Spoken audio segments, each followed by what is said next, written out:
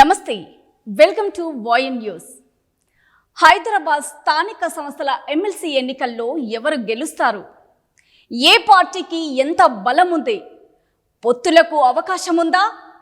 ప్రస్తుత రాజకీయ వర్గాల్లో జరుగుతున్న చర్చ ఇది. ఇంతకు హైదరాబాద్ స్థానిక సంస్థల ఎమ్మెల్సీ స్థానాన్ని ఏ పార్టీ దక్కించుకుంటుంది? Let's watch the story.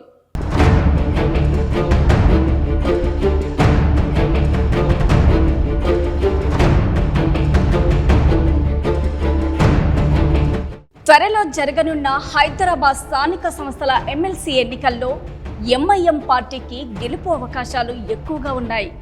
ఇటీవల జరిగిన ఎమ్మెల్సీ ఎన్నికల్లో తమకు సహకరిస్తే తాము కూడా రానున్న ఎన్నికల్లో సహకరిస్తామని ఎంఐఎంకు అధికార కాంగ్రెస్ పార్టీ హామీ ఇచ్చినట్లు రాజకీయ వర్గాల్లో చర్చ జరిగింది. అదే నిజమైతే కాంగ్రెస్ తమ అభ్యర్థిని పోటీకి దింపకూడదు. ఒకవేళ బరిలో దిగాలనుకున్నా సరిపడ బలం కాంగ్రెస్కి లేదు. ఆ మాటకొస్తే ఒక్క ఎంఐఎంకు తప్ప మిగతా ఏ పార్టీకి ఈ ఎన్నికల్లో గెలిచేంత బలం లేదు. హైదరాబాద్ జిల్లా పరిధిలోని కార్పొరేటర్లు, లోక్సభ సభ్యులతో పాటు ఇక్కడి ఓటర్ల జాబితాలో పేరుండి జిల్లాను ఆప్షన్గా ఎంచుకున్న రాజ్యసభ సభ్యులు, ఎమ్మెల్సీలు ఓట్లు వేసేందుకు అర్హత కలిగి ఉంటారు. ప్రస్తుత ఓటర్ల జాబితాలో 110 మంది ఓటర్లున్నారు.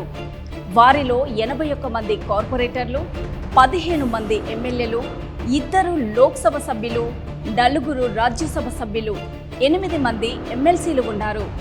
తుది జాబితా ఏప్రిల్ 10వ తేదీన వెలువడుతుంది. ఇటీవల ఎమ్మెల్సీలుగా ఎన్నికైన వారి పేర్లు కొత్త జాబితాలో చేరనున్నాయి. దీంతో ఓటర్ల సంఖ్య పెరిగే అవకాశమూ ఉంది.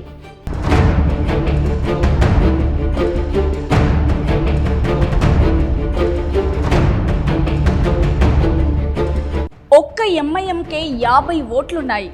మిగతా ఏ పార్టీకి అంత బలం లేదు. ప్రస్తుత పరిస్థితుల్లో ఏ 2 పార్టీలు పొత్తు పెట్టుకునే అవకాశమూ లేదు.